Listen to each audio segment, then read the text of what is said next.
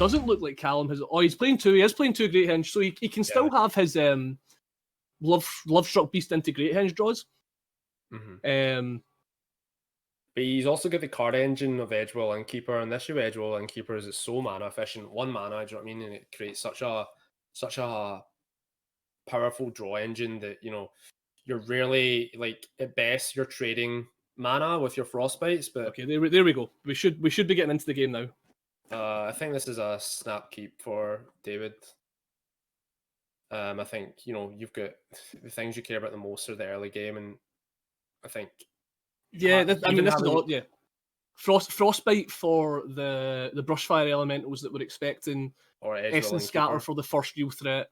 Oh, the Innkeeper is definitely going to soak a Frostbite here. Unfortunately, David doesn't have any red mana on. He does. He has Shatter Skull Smashing. I would have elected to play the Smashing, to be honest, so I could. Yeah, because I think he needs this Essence Scatter on turn 3, so I think he just needs the Innkeeper dead. Yeah, I would have played the Shatter Skull Smashing, take care of the Innkeeper, and then maybe Essence Scatter. I don't know, like Calum can play a Love Struck Beast without having to play the token, and then, you know, he's just under so much pressure. What are you going to hold up mana here? Like, I mean, if like Calum just jams a Bone Crusher Giant here, it's looking pretty bad for Dave Martin, because he's going to get to draw a card and then he has another Bone Crusher Giant to answer. He probably is forced to Essence Scatter, but it just feels so bad when your opponent draws a card anyway. Just this. Oh, we've got the massive Brushfire Elemental, and the Frostbite doesn't do 3 damage yet. No. So maybe that's what he was thinking. Maybe he just wanted to get his Snowlands into play, like, so that the Frostbite would do 3 damage sooner rather than later. I'm not sure though, because I just think the Edgewell Innkeeper is such such an easy target for that Frostbite as well. Like, I know what you're saying. I think it's. Oh, he's misplayed. Oh no, David! You don't think he realizes? He's so used to that being a lightning bolt. Yeah. Are we going to get a shame concede? Oh, jeez. Oh, now they've wanted Dave Martin on camera for so long, and this is what he does. They were saying Dave Martin definitely a better player than you, Harry, and I'm like, oh well, okay. Yeah, Jack Murray is already freaking out. Punt, yeah. To be fair, if we were going to get Dave Martin on stream, I want to see him punt. Yeah. All that hype. What has happened? I mean, this is feeling like a man. This is gone horribly wrong. Yeah, he has to Essence Scatter, but like draws a card. It's just so bad. I mean, at least Shark. Well, in fairness, Shark Skull Smashing. It's going to mop up the board here, right? But then we're just opened up to like Quest and Beast. I mean, is Calum playing the Goldspan Dragon? He is. Yeah. He's playing 3 Goldspan Dragons as well. So like I think he's almost locked into because he's going to 4. Jeez. Yeah. He could just be dead to a Goldspan Dragon if Dave Martin decides he almost has to Shatter Skull Smashing. He has to Shatter Skull Smashing. But I will say, Kevin, if this does end quite early, good thing is like it'll allow me to take like a 30-minute lunch or something, you know, if this is a 10-minute game. So I mean, he has to do it. So it's like, you know, I said I was rooting for Calum for this one. So I mean, I think it looks like Dave Martin's rooting for Calum as well. Yeah, I know. Oh, sorry. Wow. Okay. Nothing. Wow. That's it. He's out of gas. This is pretty good for anyone on Team Dave Martin. Yeah, definitely. We've got Counterspell up. We've got Shark Typhoon up. Nothing. I mean, maybe he has double Bone Crusher Giant. Maybe he's waiting. This could be double Bone Crusher Giant time. Oh my god! Imagine Dave makes a 2/2 Shark and just dies. Yeah, this could be double Bone Crusher. No. Oh, okay. I wonder what Calum has then. Does he just have like Ember Cleaves? Like Ember Cleaves, Great Henges. Yeah, just like loads of clunky enchantments. I guess you have to go for it. Yeah, get in. Man, imagine losing to Dave Martin on the hard mulligan, the hard mulligan to 6. Yeah. Dave Martin just finessing, like, I don't even need this lightning bolt. I don't need this. I can beat you with. Yeah, Kev. Maybe we were right, but I mean, there's still options. But he now has Saw It coming up. Yeah, but I don't know. I wish I could see from Calum's perspective. Oh, jeez, this is Oh, Dave Martin might get it done here. I think there was that one turn where Calum messed up anything, literally even an innkeeper. Because an innkeeper with an Embercleave is still lethal. Yeah. So, oof. This is the quick turns. Yeah, I mean, Dave Martin's just he's okay. He's foretelling. I thought he was just main phase and like just flexing. Oh, this is huge because like Dave now has like the blocker in the land as well. Yeah. Who's? I mean, this doesn't resolve. Dave's got like 7 mana here. There's no way this resolves. He's thinking about it. He's maybe considering that he can just go over the ooze. Not necessarily. I mean, like, I guess because the ooze is going to gain him life, right? So yeah. So I mean, he kind of has to counter this. I think he's maybe just scared of a questing beast just losing the game on the spot though. Like that's what he's worrying about. And I mean, if Calum has a questing beast here, he's an absolute genius. Like he also tapped wrong. Like he should have tapped the treasures there. Because if he did have the questing beast, he would have had the land up to protect him still. I think auto tapper sometimes does that. Like they just punish you. So auto tapper is really weird right now. Auto tapper doesn't tap snowlands unless it has to. So like there's been times where I've been drafting where like I've been holding up like a removal spell, but auto tapper has just not tapped my snow island, even though I've got loads of other islands. It's decided to like not tap the snow island and tap my black source instead. I'm like, no, auto tapper. Yeah, auto tapper's wild. Dave's just going for the jugular. Jeez. It was just 2 Embercleaves in hand, and then he must just rip lands. Man, that was a quick one, but not in the way we expected. That was a wild ride, as they say. Get on Dave Martin's crazy train. Choo-choo! I wonder if he's streaming right now. He's not. He's in tryhard mode. For the Wrath is not live. Dave Martin's like, cast the frostbite. I don't care. Throw this away. Not even. No, I'm not going to hold my Essence Scatter up. I'm going to bin this removal spell. Don't need it. Luckiest man in Scottish Magic, Dave Martin. Better lucky than good, as they always say. We'll be flipping over to Calum's perspective here now. On the pain, just pain from Calum's perspective, like. So sideboarding. So like I'll let you in. I'm watching Dave Martin stream. Dave Martin has locked in his sideboard in 19 seconds. I wonder if he's just shipped it back. He's like, It was good enough for game 1. It'll be good enough for game 2. Did anyone clip the? I haven't clipped it. You could definitely clip it. I can't do it without messing up what I've got going on, Ross. But I mean, if you want to clip Dave Martin's punt and then still winning the game, like. That'd be good. That'd be good for the highlight reel. we can have Dave Martin like shocking the 3-3 and then hard cut to Dave Martin winning the game. Yeah, Dave Martin locked in his sideboard in 19 seconds. I didn't even catch if he made any changes. He was that quick with the sideboard. Yeah, I really hope it's captioned. Like Scottish player makes a punt. What happens next is shocking. You won't believe what happens next. Yeah. So Calum is taking a lot more time deliberating on this sideboard decision. Dave Martin. I can't tell if Dave Martin's just like a gunslinger and is just like sideboarded really fast, or if he's just like feeling so lucky to get out of that game 1 that he's just ran it right back. I know. I honestly have no idea. Like I'd imagine like at least the. Like what is Calum bringing in here? I feel like he's going to want these. What are they? He's going to want the ram throughs for sure. Yeah. What is Run a Foul? I don't even know that card. It feels like it's one of those like kill a flyer, do something else spells, right? Yeah, it's basically target opponent sacrifices a creature with flying for 1 mana. So yeah, it's like one of those kind of which okay, so they is very sacrifice. nice. Okay, so I mean, I imagine that's coming in because like that's pretty much all Dave's creatures, right? And that's just 1 mana. Like, bin your dragon, bin your fairy.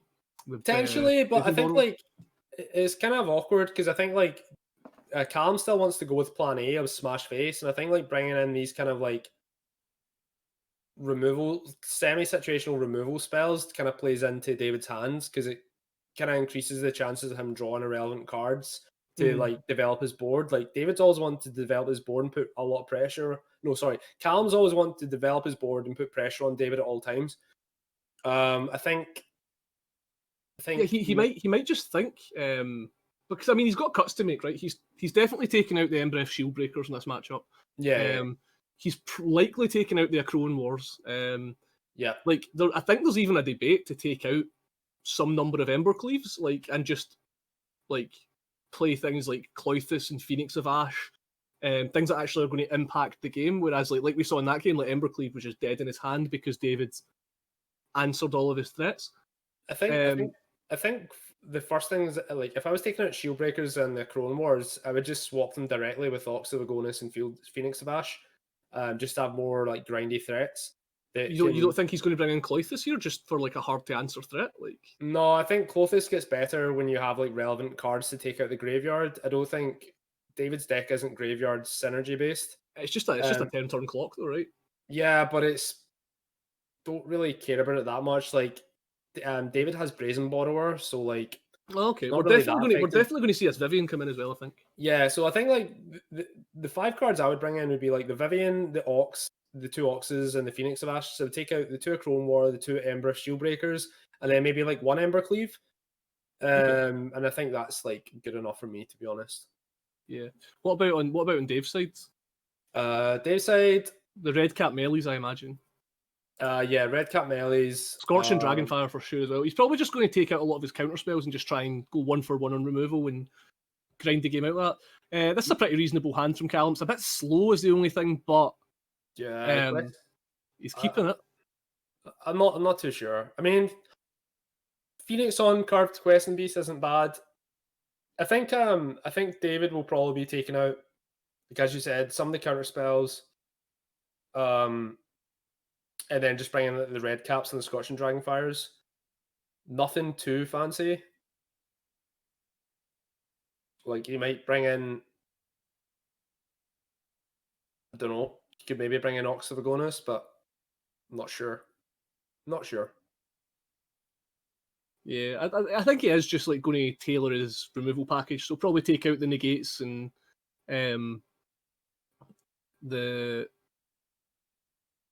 maybe just the negates and bring in some removal spells. I think it's a lot more straightforward. I think the sideboarding plans probably more straightforward for Calum, quite straightforward for David, but less so. There is some cards to debate. Is this going to eat a Scorching Dragonfire? That's big game if this Phoenix like just goes away forever.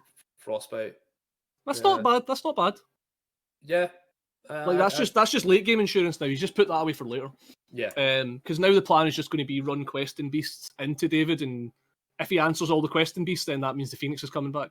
Yeah, exactly. So it feels like Calum is just going to slam Haymaker here.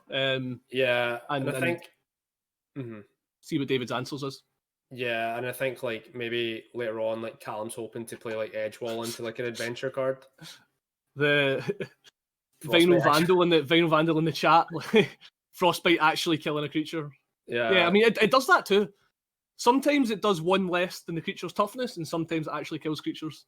You wouldn't believe it had 2 modes if you watched Dave Martin play, but it does. Callum's maybe thinking about just getting this Phoenix back right now. See, that's the thing about Auto Tapper. Did you see that? It tried to tap double green there. Yeah, it's crazy. I don't get it. Not too sure about this play. I think I would just slam the Questing Beast again. Yeah, I'm not sure. He's going to try and double spell. That's the double spell. I don't think he was expecting that slime to resolve or ooze to resolve. Just don't think ooze is that impactful though.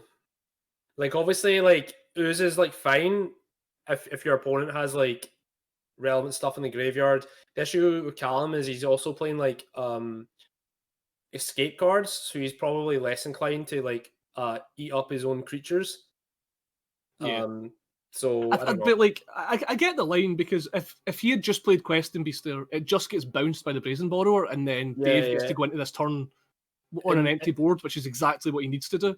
In my defense, I didn't see the pathway, so I was kind of confused. But then like the having access to double green made sense.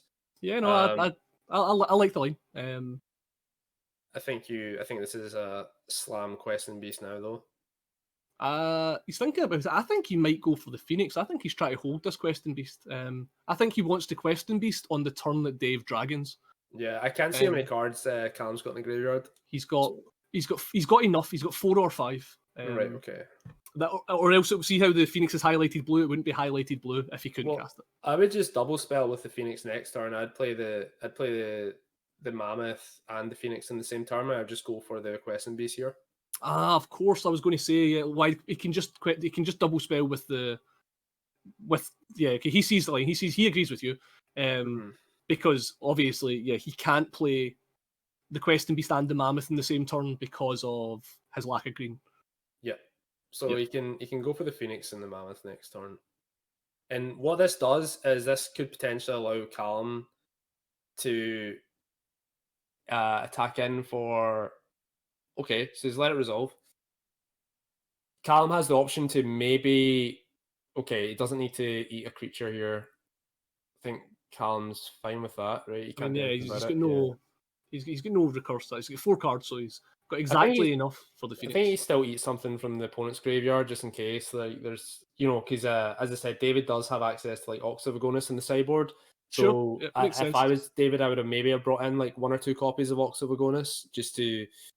The game could be quite grindy, and the Ox generally generates more card advantage than the Goldspan Dragon. So you might consider taking like a 2/2 split or something. So I think the interesting decision here is if David just jams a dragon.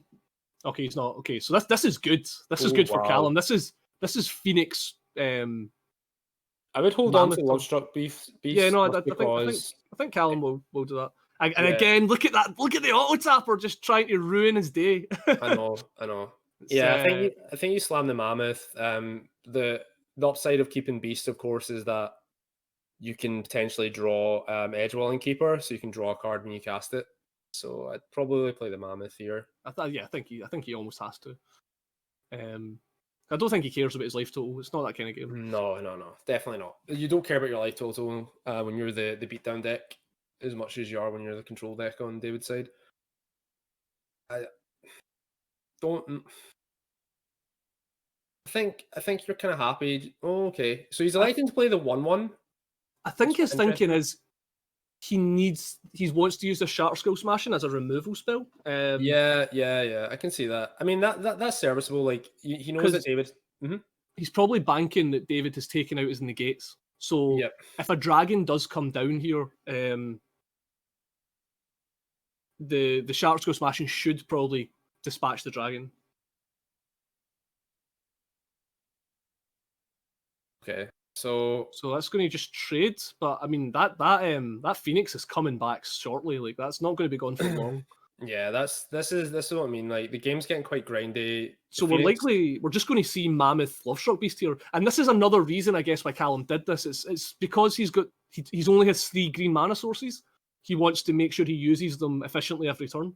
Yeah, and I think playing the Lovestruck Beast now to have beatdown and major pressure on David is worth it, rather than like hoping to maybe draw one of your 4 Edgewalling Keepers off the top. Yeah, I think the line's obvious now. Now that we've seen the fact that he has used his green mana entirely every turn. Yeah, exactly. Yeah, I think Calum's played this well, and he could potentially play the Shark Skull Smashing to ramp up the Mammoth. I don't think he needs to, right? Like it doesn't increase his clock at all. Assuming this Lovestruck Beast if this Lovestruck Beast survives or dies, it doesn't increase his clock. So I don't think he has to. Like he's either going 4/8/12 or he's going like 9/9. Like what? 3 damage? Okay. So I mean, if Dave can answer this human, in fact, I don't know what the graveyard total is. The Phoenix might be live now. Oh wow. Okay. Probably save the land at this point. Well, the Phoenix is live now because the Lovestruck Beast went to the bin. Yeah, okay. It wasn't live until the Lovestruck Beast died. No, I think this is just again a double spell turn. Just like here's my Phoenix, here's my Mammoth, and then he basically puts Dave on Ugin, right? Like Dave just needs an Ugin, which he has one of. Yeah, I don't know if you bring in though. I don't know if it's this kind of matchup. Maybe it is because they have access to like artifacts as well. I don't know. Let's find out. It doesn't look like it. He's looking at creatures. Just slam the forest, and then you've got this is it. This is game. Yep. I can't imagine any way out of this. Maybe a Brazen Borrower definitely buys a lot of time, but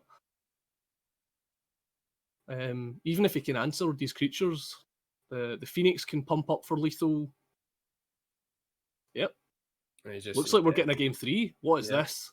What is this? Nothing. Nothing. Nothing. Yeah.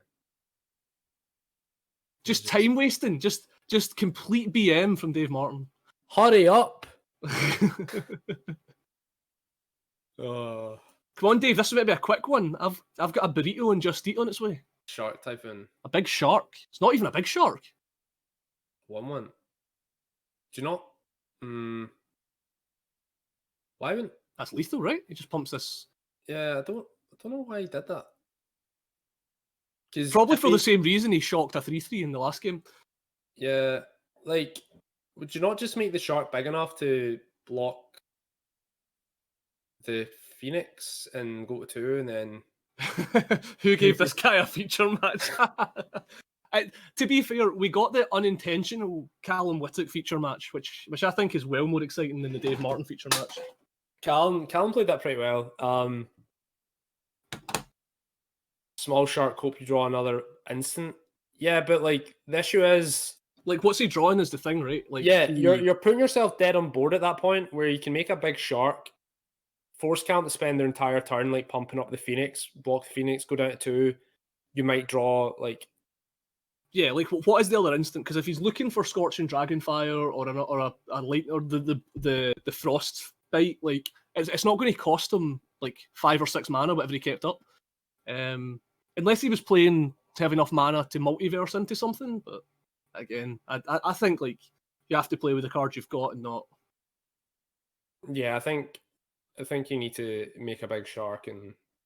Yeah, like I definitely think he should have held some mana back. You know, like just in case he gets the dream draw of like shark into like Dragonfire, but. Yeah, exactly. I think it's too shark risky. like shark into Brazen Borrower, like make the shark like maybe.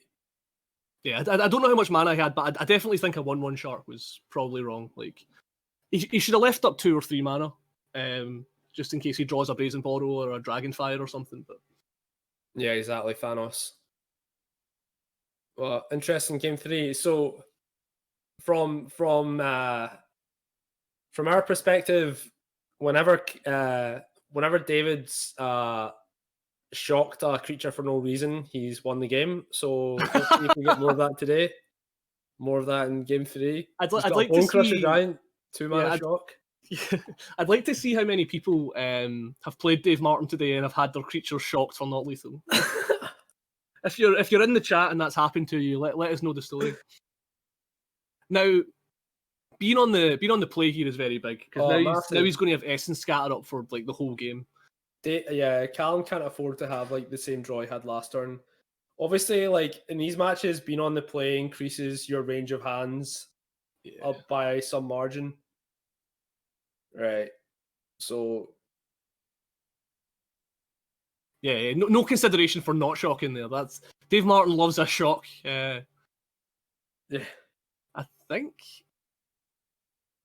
I don't think it matters what land he plays here. No.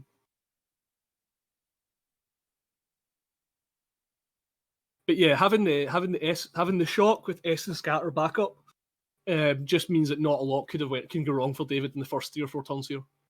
Yeah, like I think you're... the fact Calum misses a creature on turn 3 is because now this Questing Beast is just going to get eaten by an Essence Scatter. Like,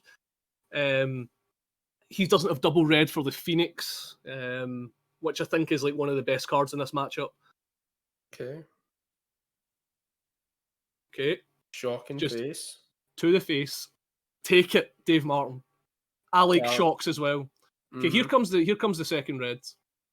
Second red source. So is this going to be an Edgewall or a Bone Crusher? Edgewell's interesting. If this is Edgewell straight into a Bone Crusher, okay, it's a QB just eating an Essence Scatter.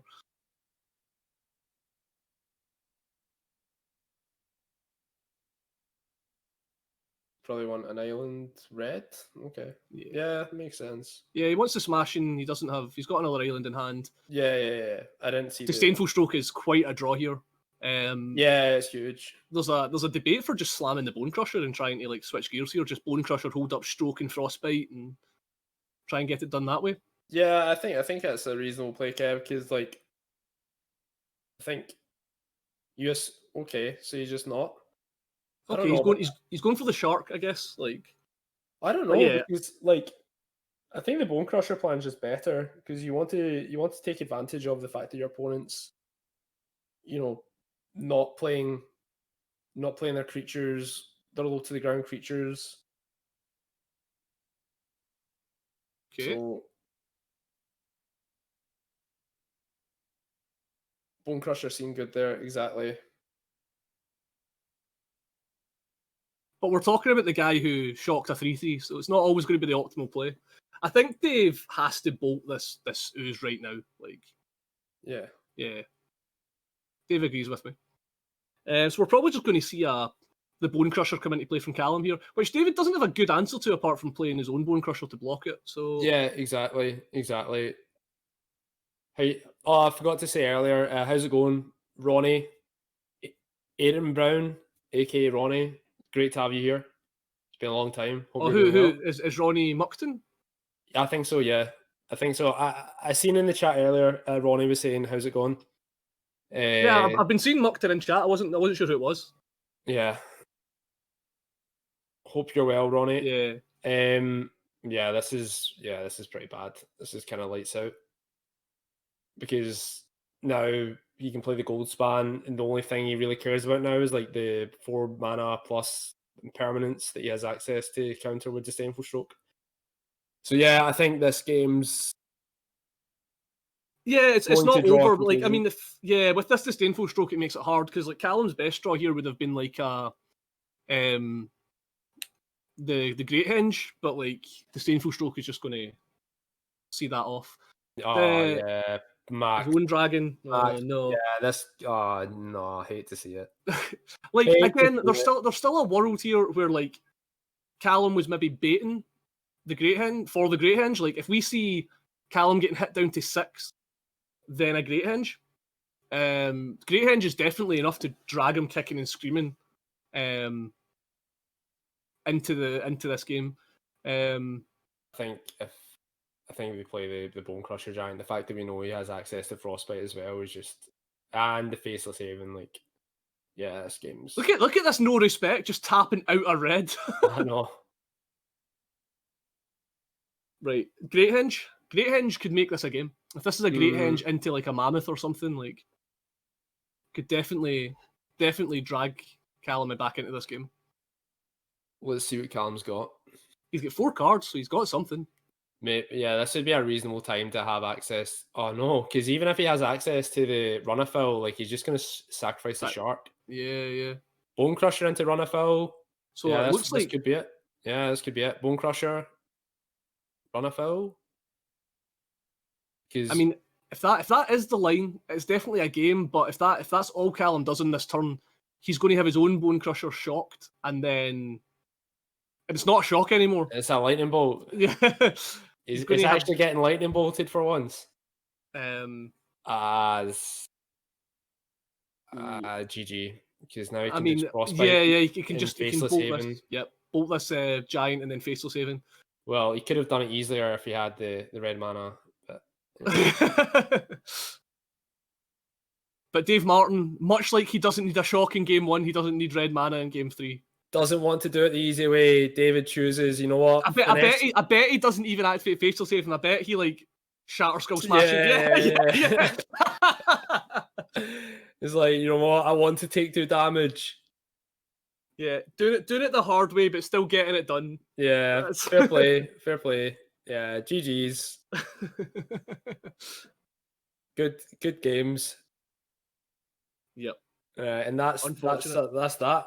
David takes the game down 2 games to 1. So we're going to take a quick intermission so we can get something to eat before we go into the 5th round. That was quite a quick round. So yeah, we'll go do that. We need to grab some food. So hopefully we can get some music or something on the broadcast while we're away. But yeah, this has been really, really good. Again, 60 people in chat is awesome. The tournament capped out at 32. All the feature matches have been absolutely stellar. If someone wants to scroll back and get that shock, still playing against Will here. Yeah, okay, cool. Yeah, so we're gonna grab a break now, get some food, get stuff ready for round 5. It'd be cool if coverage could grab us someone on the bubble. So a 3-in-1 table or something going into the next round. Yeah, that'd be sick. Because I imagine the tournament's capped, so it'll be a clean cut, right? Yeah, it should be clean cut. Should be a clean cut. So yeah, if we could grab a 3-in-1 table, that'd be really sweet. But we will catch you all in 15 minutes, I'd imagine. I don't have an exact. Yeah, I don't have an exact time on when the next round's starting, but I imagine it's going to be 15-20 minutes. So yeah, we're going to jump off and we will catch you all at the start of round 5. Thanks for tuning in, everyone. See you soon.